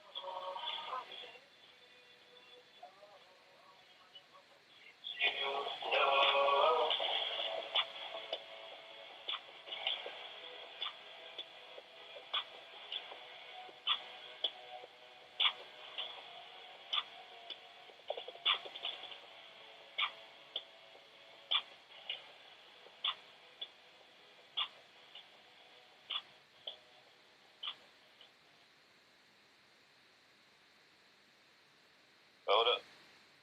And we're back, live from the lab. Just had our music break / video break. Hope you enjoyed that on the Facebook side. I realized I didn't have the mic muted, so you heard the Eminem track along with the video until I figured out halfway through. Like I told y'all, I'm learning new stuff, trying to control everything at the same time. Sometimes it goes smooth, sometimes it doesn't. It's all a learning process, and that's how we rock and roll. But we're going to come back, talking Nationals World Series. We said we was going to talk some Wizards. Robert, do you want to try to squeeze it in now, or do you want to squeeze it in at the end of the show after we finish talking about this Nationals historic run? Why don't we just squeeze it in at the end? I will just give a quick little scoring update. I'll put it up on the screen. Let's see if I can get it up. There it is. It's right now it's 61 to 15. Or sorry, 62 to 59. Washington's up by 3. They were dominating for a while, but Detroit made a big run to come back. We'll talk about it towards the end of the thing, and that way we can catch them in the second half a little bit as well. But it's a close game right now for sure. And if you're checking out the live feeds, we're going to try to get it up on the screen as well during parts of the baseball talk. Alright, sounds good. I guess we can go ahead and get into the recap. Like Paul had to jump off, like the Army and took him off the phone line. know he definitely wanted to talk about this team and its historic run. We always mention the 19-31 start, and they're only the fourth team in Major League history to ever make the playoffs, starting with 10 games under or worse that late in the season, and they're only the second team to actually win the World Series after starting out that with that record. There were a lot of injuries. There were a lot, their 1 to 4 hitters were out. They had pitchers with injuries. They had new pitchers on the squad that they were trying to figure out where they fit in, and they weren't being effective. We remember the Trevor Rosendahl and Claw and some of those folks that weren't getting the job done when this team had the worst record and the worst bullpen in the league. And just seeing what this team has done, they like I said, 19-31, but after that they went 74-38 for the remainder of the season, which was tied with the Astros for the best record from that span. So they wouldn't have got off to that start. They could have had the best record in the league. Houston had 107 wins. If they didn't get off to that start with the injuries, they could have been the number one team in the league, and then all the pressure would have been there. So I think it's good that they came in at the wild card. All the pressure was off. They got that game against Milwaukee in the wild card game. Juan Soto with the huge hit, the 8th inning off of Josh Hader, who's one of the dominant closers in the league that doesn't give up runs, give up hits, let alone runs. And got that major hit, an error from a player that hadn't committed one error all season that allowed 3 runners to score to make it a 4-3 game. Facing the Dodgers, who everyone said, best team in baseball. They were already penciled in at the World Series, going to the World Series. And, went down 2-1, came back, won 2 in a row. Dramatic fashion, how we can't grand slam home run in the 10th after Rendon and Soto back-to-back home run off of Kershaw, which we all know was the bad move for Dave Roberts, so it is what it is. Then to sweep the Cardinals, which I felt was justified with the way we all still remember 2012, that debacle in the 9th inning with 2 outs, and they found the way to come back being 5 runs down. And the fact they were able to sweep them and get them out the way, and everyone was talking about the 6-game layoff, and how they wouldn't be, sharp. Came out, won the first 2 games. Unfortunately, lost 3 at home. We all would love to see them. I thought they were going to be able to clinch the whole damn thing at home. I would have loved to see it, but you got to see for the second time one of our teams win the championship on the road and celebrate on somebody's home ice or home field. So that's another unique feeling in itself. But to see what this team did through the season, the postseason run, just some more of the historical numbers.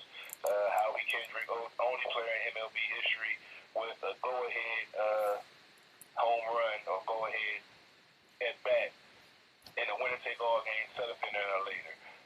Strasburg, only 3rd pitcher in MLB history that has go 5-0 throughout the playoffs. Second wild card team in history to be in game 7 down in the winner-take-all and come back and win. First time a team has won all 4 games on the road. First series that ever had all road teams winning every game. The list goes on and on about the historic things this team did, and doing those things, you have to mention David Martinez. Now, I've already been on record several times saying, I know it's one of the guys that wanted him gone after season 1 and didn't give him, his due diligence, the justice that he deserved. So this season, if you tuned in, I've had a different sentiment because I've seen the development of him and the things that he was doing and the things that he was saying and the way the players were playing for him. And, folks was talking about firing him after 19-31 and, trade Max Scherzer and trade Rendon, and it's a mess since Bryce is gone and yada, yada, yada. But that man held the team together, even went through a heart procedure. His life was on the line, but these guys are still pulling for him, still doing things the right way, and found a way to get to the promised land and win it all. So, this is a historic, magical run that this team went on. I'm glad that we were able to see it, witness it, talk about it on a week-in, week-out basis, do videos, do Facebook Live, and, just be able to ride the wave and enjoyment of this team and what they were able to do. And, there's nothing else I can say. They can never take it away from them. World Series champion 2019. And himself all right. You know, Strasburg opted out. Rendon's a free agent. We talked about him being a possible MVP. You know, you got some other key players on the team that's, you know, eligible. I know they said they weren't going to exercise zone on Matt Adams. They also not exercising the option, $18 million option on Ryan Zimmerman. So there's going to be some changes, but they have the foundation, they have the core, and I feel like, yeah, this is a beautiful thing to be a part of, to be witnessing. And I wish I could have got to the parade on Saturday, but I had to damn work. Yeah, it was it's pretty amazing to go to the parade. I definitely had an incredible time. We'll break that down a little bit as well. Do you want to bring Brian in, and we can sort of do a trio, and then we might bring in other guests as well? Yeah, I'm bringing him in right now. Brian Brennan, he was also at the, I believe he was also at the parade with you guys. Yep. And he was on this ride with us. You know, he's a Yankees fan by heart and trade. But he witnessed and saw some of the things that were going on. He's a huge baseball guy. He's definitely more locked in baseball than I am. So he saw some of the trends and things that were going on. So it was good to ride that way. Brian, how you doing tonight, good sir? Doing well. Watching the Giants on Monday Night Football now and calling it Sports on the Hill. How are you guys doing? I'm doing all right. I need Barkley to give me like 40 points for me to win my fantasy football game this week. But other than that, I'm doing okay. All right. So far, so good. You just had a run. Sweet. I got to update my scores. Let me check and see what you're doing. Yeah, so Brian, I do have to give you a ton of credit. You've been there the entire year helping to cover, you know, the Nationals, which, you know, is admittedly not your team. And, you know, I know that some people were making fun of you, saying that you were a bandwagon person for supporting the Nationals. But I think supporting your friends and supporting a podcast and, you know, still enjoying another team's victory doesn't necessarily make you a bad fan of the Yankees. It just means that you're a good and supportive friend and a fan of other fandoms. I hate that Boston fans feel like you can't root for any team but your own, you know? So, like, it doesn't matter, you know, if your team's not playing, then it's not worth rooting for them. And it's just, you know, I don't think that logic makes a whole lot of sense. At the end of the day, I mean, I'm really just happy the Astros lost. I mean, I'm really happy for you guys too. I'm a diehard Yankee fan. They'll always be my team forever and always. But I am very happy for you, and I see no problem with going through another team's victory parade. I was, like I said, on Facebook, and that thing you were referencing, Robbie. If I could have, I would have gone to the Capitals parade, and I'm a Rangers fan too. So these are days out, and it was a great day out, and I had a great time. I'm really glad I went to the parade. It was this whole postseason run. Watching with you and enjoying it with all you guys has been a really great blast for me, even though it's not my team. Yeah, for sure, and I really appreciate it. I'll let people in behind the scene. Yeah, Brian Brennan was 8-1, I believe, in 9 games that he watched in the man cave here. So, you know, I'm a big fan of, we were just talking about before, of being very superstitious. And even though you're a Yankees fan, you were through and through.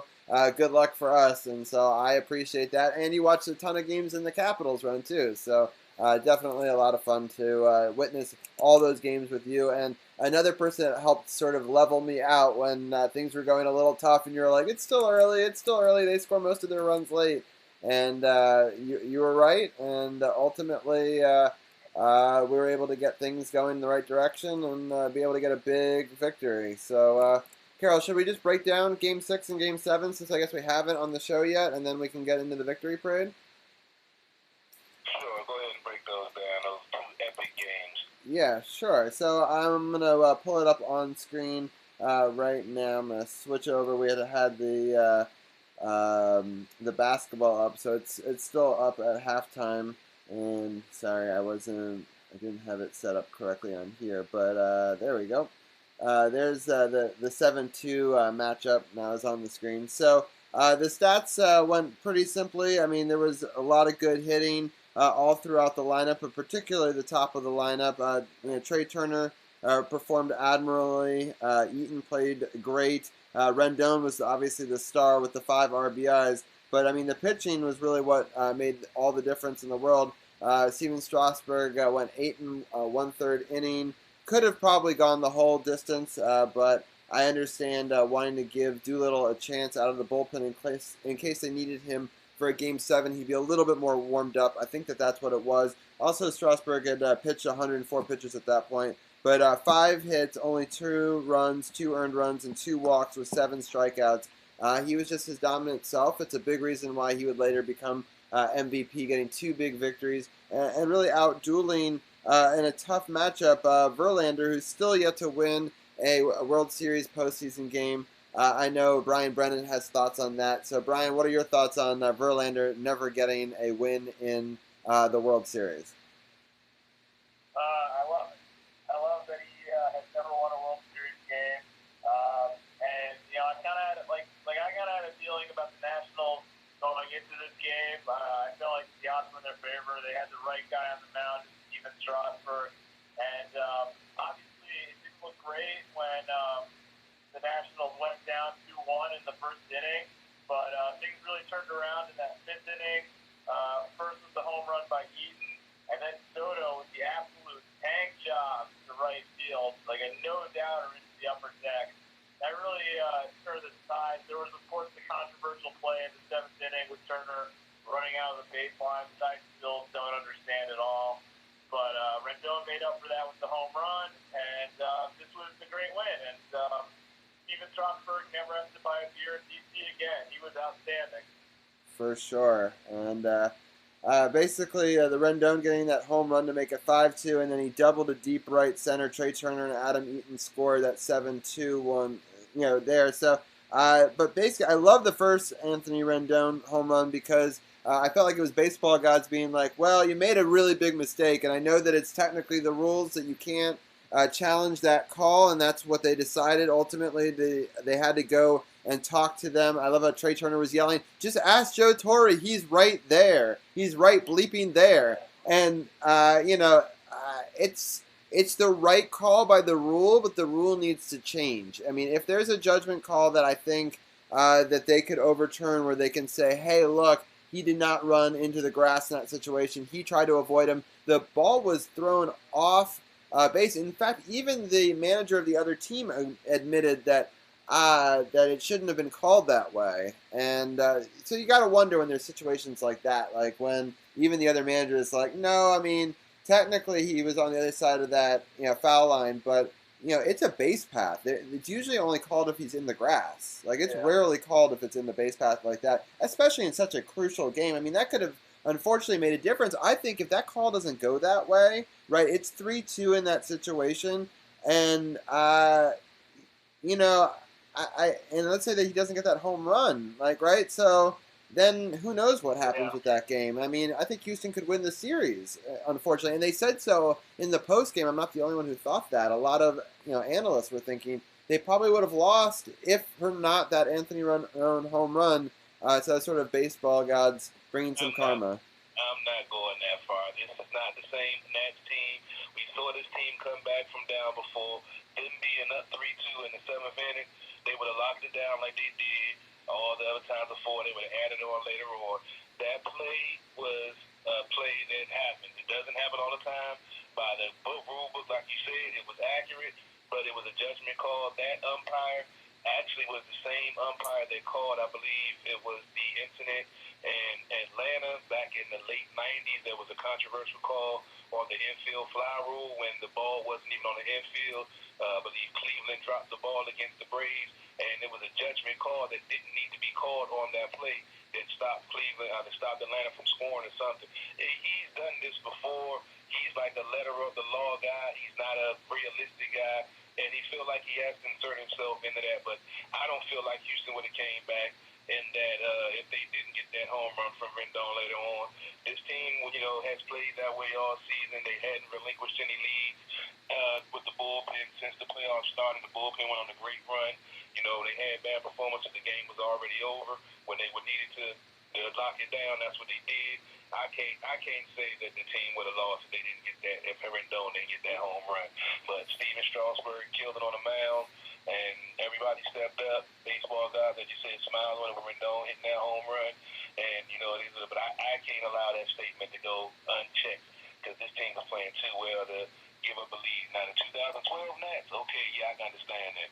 But not the 2019 Nats that we saw on that great run. I think now looking back, I agree with you, but in the moment, I was really, really nervous. Like, I understand what you're saying. Like, we now know they're the resilient champion Nets, but in the moment, I thought that was a big play because it's a difference between having somebody on second and third, no outs, and having somebody on first with one out. It's a big difference in the in the scoring, and I'm just happy he hit the home run, and we'll never have to know, but potentially if you get out of there with nothing, that gives them some momentum, where hitting that home run is very demoralizing. So I see what you're saying, but and we'll never know, but I definitely at the time I felt like it made a huge difference.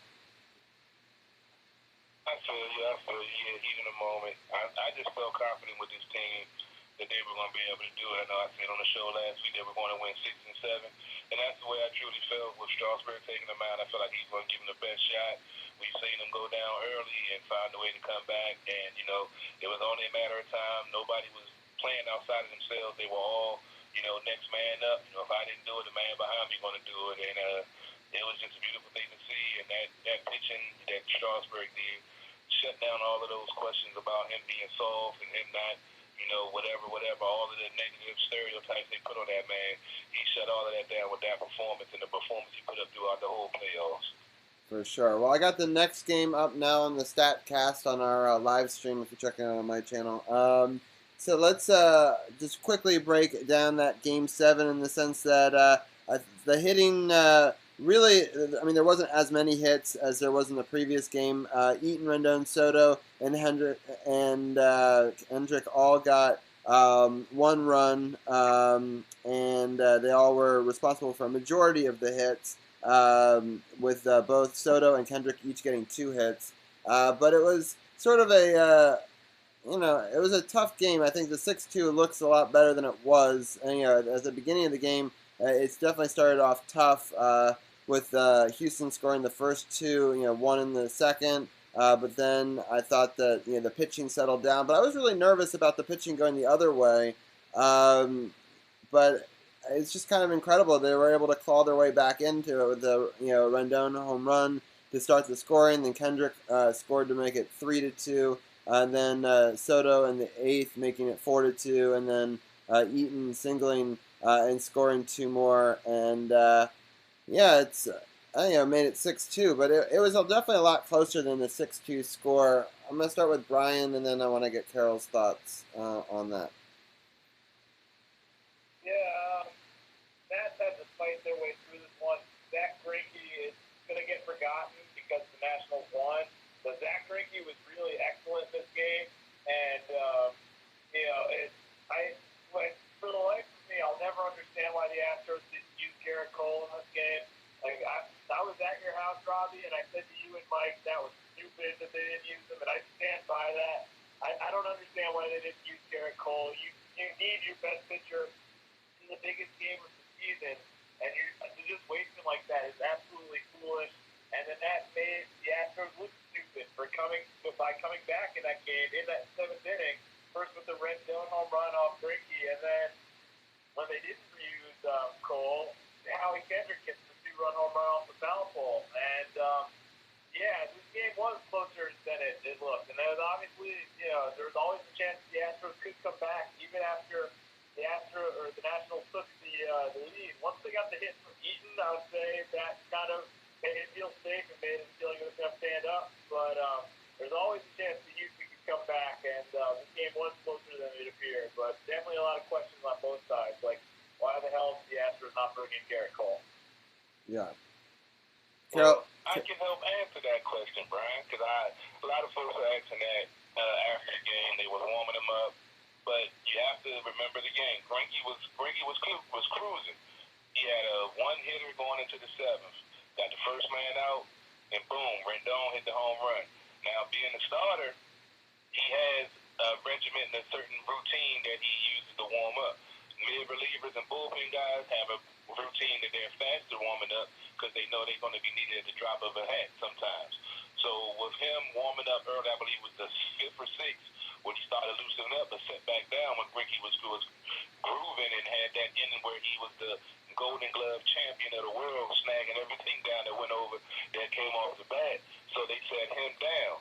Once Rendon hit the home run and they saw Soto get on with him, not being as crisp and walking Soto, I mean, you could have brought in Cole, but he wouldn't have been properly warmed up. You're bringing in the starter with a man on in the middle of an inning, which is something he's not used to. That would probably also make him uncomfortable. And the manager also stated that he was warming Cole up if they still had the lead going into the eighth, and they were going to ride him through the rest of it to win the World Series and have him shut down the Nats in the last two innings. So with Rendon hitting that home run and Cole, sitting down and not still being warm and ready to rock and roll if he needed to come in, that was the, unfortunate way things went. It was unfortunate because Greinke was cruising, and because Rendon is such a quality hitter and hit a ball that shouldn't have went out because it was low and inside, but he found a way to get around on it, got his hands in, and knocked that thing out. I mean, it just played out that way. So, I mean, I don't consider it a bonehead move not getting him in there when you look at the context of the situation. It's pretty much just the way it played out with, him being the starter, not being a regular reliever, and needing his regular warm-up routine so he doesn't go out there off for 2 days rest and, it hurt his career further going forward just for, a couple of innings of work, i.e. Matt Harvey, whose career is nowhere after he forced the innings limit when the Mets went on that run, and everyone still brings up Strasburg, and when they shut him down, they still bring that up. But we see the tale of two different outcomes. They pushed Harvey, Mets didn't win it. He's no longer even a clip on the radar in the MLB. They said Strasburg. People talk trash about the organization and Rizzo, and he's soft, and he didn't. And I would have never got shut down. I would have fought it tooth and nail. And now he's the World Series MVP, about to get a huge payday after opting out of an already lucrative contract. So it's just baseball. That's just how it is sometimes, man. Yeah, that's fair enough. I just feel like, in a situation like that, you got to use your best pitcher. Like, that's just how I feel. And to me, it should stay with the Astros. Like, even if they did warm him up and then sit it back down, they should have gotten him back up. Like, I just really feel like this is something the Astros are going to regret for a long time. And, I'm sure you guys don't care. I mean, the Nationals won, and that's the main thing that matters. Yeah. But that is something from Game 7 that I really, they should have used. I really still think they should use golf. Yeah, I have to agree with you, Brian. It was a great game, though. I mean, it was a great series. It was well-played baseball. It was quality pitching, quality defense for the most part. You saw when they did have, incidents on the defensive side, it made a difference in the game. It was, it was that close of a series that the teams were so evenly matched, and it was such an entertaining World Series from game 1 through 7 that, I mean, even if you weren't a fan of either two teams, you had to enjoy this World Series. It's interesting that you say that, Carol, because it was one of the lowest rated World Series, in recent memory, and maybe one of the worst of this new era, which is shocking. And it had one of the lowest rated Game 7s too, and I was really surprised about it. I mean, we're so invested, so we're like, this must be must-see TV. Everyone must be watching, and 21 million people watched it. So I don't want to say nobody watched it, but compared to a lot of other Game 7s in baseball, it was actually fairly low watched the whole series, which I'm not quite sure why, but I think it was a fantastic series, and everyone that I know that watched it really loved it. And it's funny because Liz's feed is all Astros fans because she's from Texas, my wife, and then my feed's all Nationals fans, plus some of those same Houston fans chirping at me. So it was just a great series back and forth. I thought both fan bases were actually respectful towards one another. I know that the Yankees fans hate the Astros fans and all that, but that animosity wasn't necessarily there between these two teams, but which was interesting, and I think that it was a very, very close series and a really great matchup. I do think, to speak to your point though, Brian, they should have brought him in for the 8th. I agree, maybe you bring in a reliever at that point. They said they were only going to bring him in if they're winning. I think that's a stupid logic. I think at 3-2 they have a much better chance to get back into it than once it gets further away from them. Then you're just not going to use your best pitcher at all. I think that's a mistake. But I'm just happy that we had a great additional starting pitcher that had been used to coming out of the bullpen, and that was a huge Boone, without letting Harper go, we wouldn't have had the money to get Corbin. So it's one of those overlooked things sometimes that we were able to use that money and pay for a lot of key components that ended up getting us this championship. Very true, very true. Addition by subtraction. And, like I say, Game 7 was epic. I mean, Howie, with the home run off the pole. I mean, you bring in Cole in the eighth, they still up 3-2. They couldn't do nothing with Hudson or Corbin. So even if it was still, 3-2, if they brought in Cole, those two was locked down. They held down the Astros lineup, so it would have still been a victory. So, I mean, that's why I say it just played out with, him not being warm. When the tide changed that quickly, it went from, 2-0 cruising, they were 8 outs away from World Series championship to, oh, shit, it's 2-1, and the heart of this lineup is coming up, and, oh, shit, we got to warm somebody up. So, I mean, the only issue that I had is they went to Harris, who had gave up the home run the night earlier. There was another, I forgot the other guy's name, that he was also just as quality throughout the whole postseason, hadn't given up home runs, because Harris hadn't given up any home runs in a minute, and to give up back-to-back, games was something new for him. So that's the only thing I see about, the only issue that I had, that he went to the same guy that he'd been using, had 12 appearances already, and had gave up the home run the previous night before the Rendon, that he should have went with another pitcher, another reliever, being not being Cole, because he couldn't, warm up in time. No, I understand his logic. It ultimately failed them, and I think it was a big reason why, in my opinion. So I mean, I don't necessarily be like managing, because Martinez did a hell of a job managing, and he rose to the occasion and pretty much hit all the right buttons. AJ Fitch or whatever his name is, unfortunately, he didn't hit the right buttons, and that was the difference. And like I said, might have been a difference in the series and the game, but that's the delicate balance of hitting the right button and knowing your team. As I actually remember, we was killing Davey about his bullpen management and putting certain players in and sticking with pitchers too long and boom, boom, boom. So he definitely hit all the right buttons this year. So I think that definitely worked in the Nats' favor with him having I won't say a better feel for his team, but knowing who to put in those situations that was going to be able to step up. For sure. Do we want to bring in a guest caller real quickly, and then we'll talk about the parade as well? Sure. I see Josh been on the line. We can go ahead and bring on Josh to get his take. The Nats World Series run. What's going on, Josh? How you doing tonight?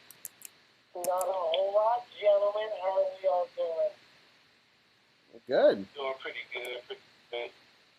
I just made a graphic for Josh live on my feed, so you can see JK Sports. I have a picture that I found on his Facebook that I think that he'll like, starring some announcers. So Josh, what were your thoughts on the last two and the overall winning the World Series?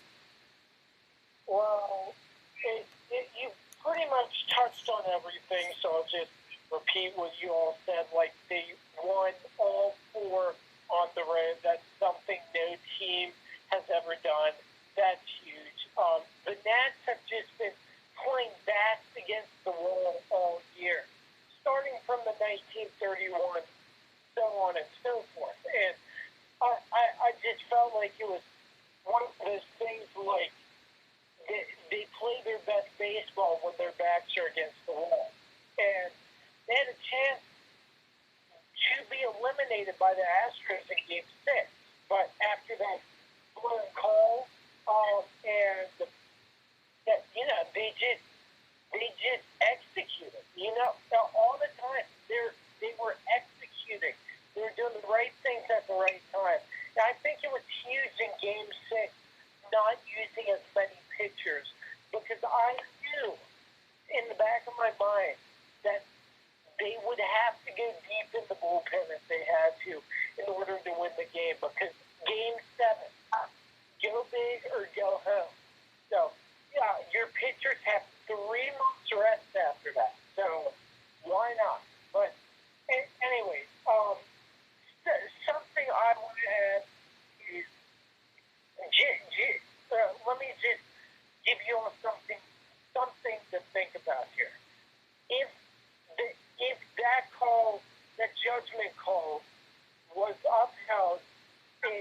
Anthony Rendon didn't make the home run, what if the Astros beat the Nats in Game 6? Just think about that. And in Game 7, I know you probably won't like what I'm about to say here, but if A.J. Hinch stuck with Zach Greinke, I am 80% sure the Astros would have won the World Series in 7. But but that's in the past, and that's when it was just a great storybook ending all in all around. I mean, the Nats backed against the wall, and they got the job done. Sounds good. All right, let's move on to some parade talk as well. I know that Brian Brennan had a good time. I'm going to play a little bit of a video behind it. I'm going to mute it, though, so you can see a little bit of some of our point of view if you're checking out my feed on Facebook Live. But I'm going to start with Brian. What were some of your thoughts on the day? We're looking at the Max Scherzer doing the chugging beer thing. You can start with that, and then also seeing the trophy in person. Yeah, it was an awesome day. It was a lot of fun. Everybody in DC was wearing red. There was Nats stuff everywhere. People wearing Nats stuff as far as you guys could see. I didn't go to the Capitol parade, so I'm not sure what that was like, but this was a lot of fun just from my perspective. And, you mentioned the highlight of the day for, I think, Arthur was Robbie. It was definitely right as we were kind of wrapping up our time at the parade, and we were behind the rally stage, and all of a sudden, Max Scherzer, out of nowhere, jumps up on a car near where we're standing and starts chugging beer that was given to him by the fans. So, Max Scherzer is my favorite player on the Nationals. I'd say Max Scherzer is my favorite player. So to see that was really awesome. To see him, I guess, be human like that, and to chug beer. I mean, I know we saw a lot of them being normal humans yesterday at the Caps game, but that was really cool. And just seeing the trophy up close, when it went by where we were standing on Constitution Avenue, it was being held by Ryan Zimmerman, and that was a cool moment, obviously, because you think about how long Zim waited to get that trophy, and he went through so many hard times on the Nationals, bad teams and bad playoff losses, and to see him with that trophy was a really cool moment. I went back and I watched some of the rally stuff. It looked like they had a really good time. It was awesome. The parade on Saturday was absolutely awesome. Yeah, I had a great time too. Yeah, the footage I rewound and showed a bit of the drinking while you were talking, and some of the holding of the trophy as well. It was a really great day. It definitely seemed very crowded on the side streets. I think there's a raging debate on which one was bigger. It was different. I mean, I was also in a very different location. I was actually closer to where I think Carroll was for the Capitals parade. I was further up on 13th Street when I went to saw the Nationals one, so it was more thinned out up there. Also, the rally point was on the mall versus actually just having it at the end on Constitution. So the shape of the rally and how they had it blocked off was a little bit different. It was hard for us to get back around, so we were actually behind the stage. That's where we saw Max. We ended up leaving a little bit early and ended up watching it on TV when I got home. But the whole day was great. It was beautiful weather. Josh, were you able to go to the parade? Josh. Did we lose Josh? I don't know. No, I think we lost Josh. I think his signal went out on us. Oh, okay. Sounds good. All right, I didn't know that. Sorry about that. But I definitely really enjoyed it a lot, and it will definitely be a memory in my head for a very, very long time. Yeah. Well, I guess we'll move on from that topic, but it was a great day, and I just love what they were able to do with the Capitals yesterday.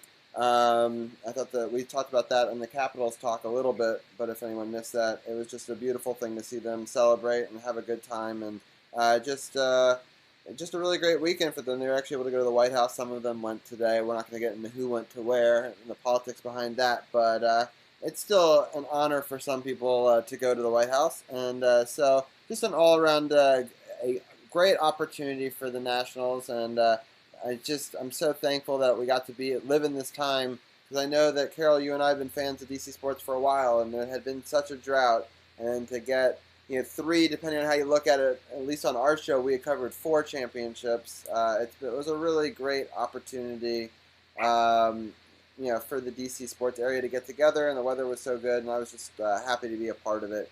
And both parades were interesting because both of them I thought I wasn't going to be able to attend, and last minute something changed and I was able to. So I got very, very lucky. Just a really great thing. I can't wait to see who lands where. I know that a lot of transactions are happening. Carol, you alluded to a little bit earlier potential awards coming towards nationals, or at least they're up in the running for it. Do you want to break that down real quick for us? Yeah, I mean, I saw Anthony Rendon's in the running for MVP. You got Mad Max in the running for Cy Young. They have more awards. I haven't seen any of the other ones, but I'm currently showing the video I put out with Ron's hat trick, along with the Nats at the arena, having a good time kicking back on the Zamboni, and everything is actually what's showing right now. But I just showed Robbie's parade commercial as he was breaking down the parade and everything, and Brian had a good time down there. Unfortunately, I couldn't make it. I wish I could have, but that's why it's good to have members of the team that's able to get down there and shoot that footage and everything. So we definitely appreciate that. But it was, like I say, a magical run. It was a beautiful thing to be a part of, to talk about, to break down on a weekly basis, even when they weren't doing well.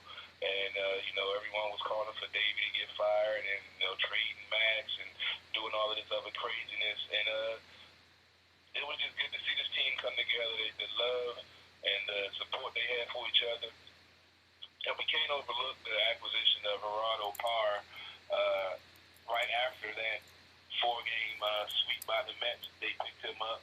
I know they were out on the Dodgers on a West Coast road trip when they picked him up. And they had just, I believe, won 3 out of 4 from the Dodgers out there, and picked him up, and he just brought a whole new energy to the team. He was the one that was the first national to say that, they were going to make the playoffs way, way, way back in June after they, started, once he joined the team and they started playing better. He said, watch out, we're going to make the playoffs. And, no one would have predicted it. No one would have thought it, but he spoke it into existence, and that was along with, moves like Matt Adams and Howie Kendrick, and, we didn't give Mike Rizzo the proper, shout out, but he's the one that built this thing up from the ground floor when they first got here, and he's trusted the system, trusted his people, and he said he still has his dad still, advises him on baseball moves because he's, that diehard of a baseball guy. He has a couple of 90-year-old guys that help him out that he wanted to win this one for. So it's a beautiful thing from an organization and a franchise standpoint, and from a player point of view, from a managerial point of view. So the formula like it's worked, and this team look like it's set up for a few years, and maybe get a couple of nice World Series runs under their belt, maybe even get a couple of championships, and get put the pressure on the Wizards and the Redskins to produce. For sure. Well, let's switch gears. I know we only got 10 minutes left, so let's just maybe cover a little bit of Wizards right here at the tail end of this. Unless there's any final thoughts that you wanted to put out there, other than that you and Brian were correct, and I was very wrong in doubting them. But I'm very I've never been happier to be wrong, and I will take eat all the crow. Hey, no, nothing much. We didn't ran it. Had to run. We know what it feels like. It felt good to get the Capitals to get their first championship, and it's just even better to see this team come from, the Expos to the Nationals franchise to Brian Zimmerman from RFK to Nationals Park to heartbreak in 2012 to elation in 2019. It's been a great run, and hopefully we will be reporting on more of these World Series runs in the future with Sports on the Hill podcast on TruRadio Network. Sounds good. Brian, we're going to keep you on the line because I want a quick little scoring update before we head out of here and the football game that you care more about than all of us. But I'm going to really quickly switch gears to talk a little bit of Wizards real fast. And so I'm switching logos here, trying to do stuff on the fly. So right now they're playing the Detroit Pistons. It's a 92-75 game. My little scoreboard thing is a little bit slow, but you've been able to check out while we've been talking baseball talk the last bunch of plays. So that's been cool. We're going to go back to the Houston game real fast. It's an interesting game, and it's one of the highest scoring regulation games I've ever heard of. The final score, the Houston Rockets scored 159, and the Wizards scored 158. Now, Brian Brennan, you watched this game with me. Have you ever seen a game in regulation that high scoring?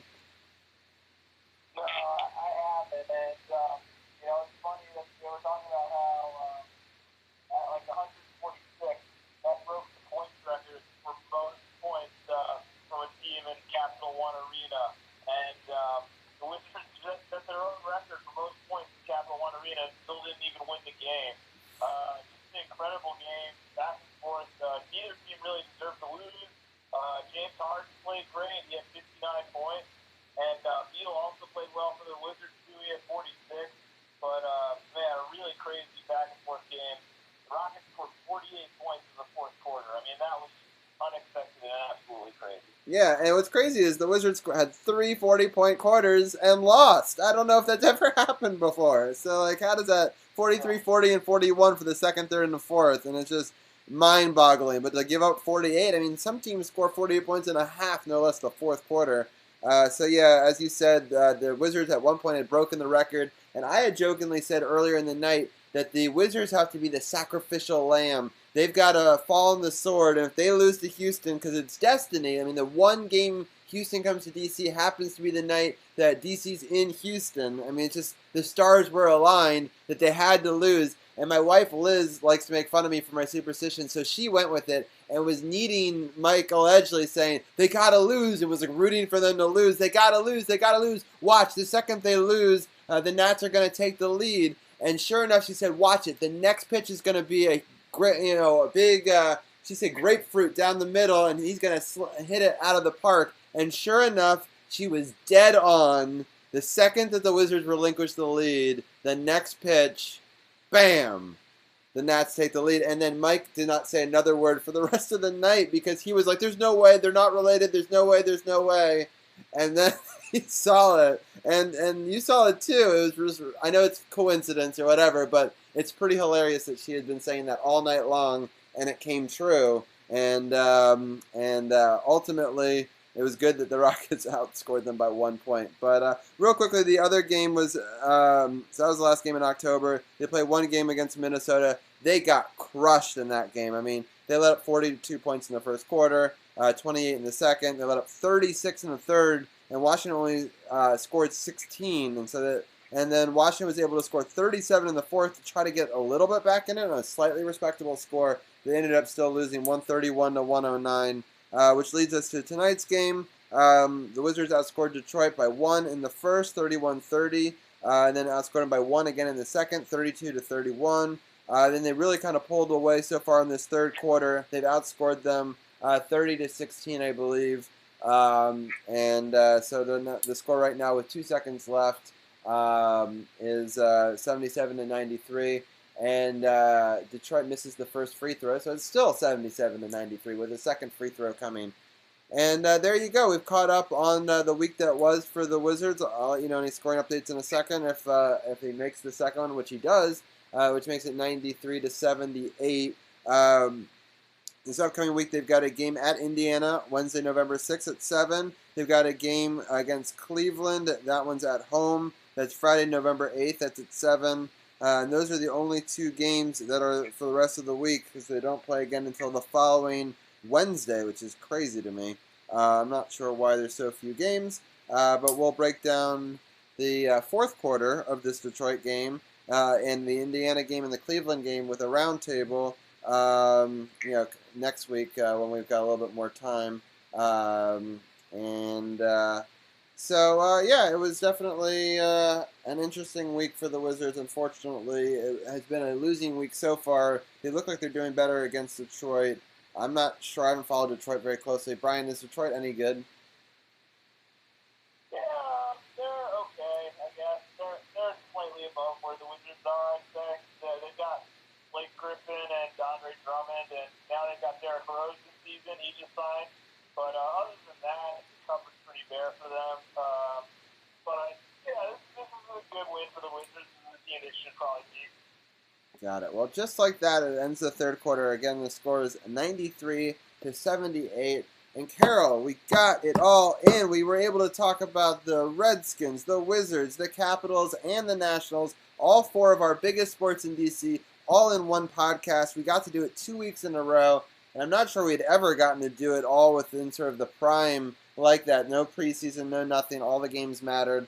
Unfortunately, the Redskins kind of aren't playing well. At this point, I hope that Haskins continues to perform well and play better, but I kind of want us to tank at this point because the Dolphins were able to win a game and maybe get a really high draft pick.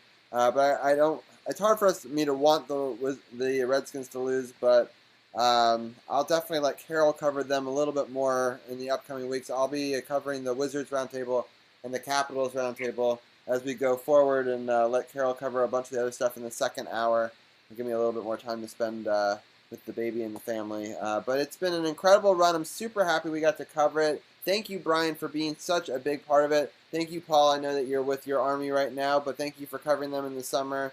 And Carol, I got to give you a lot of credit. You believed all year, and in the end, we get to be champions. And it's been an incredible, incredible run. It's been so fun to cover it with you, and I look forward to continuing to cover the Wizards and the Caps in the upcoming weeks. No doubt. It's going to be an epic run to see what this team can do.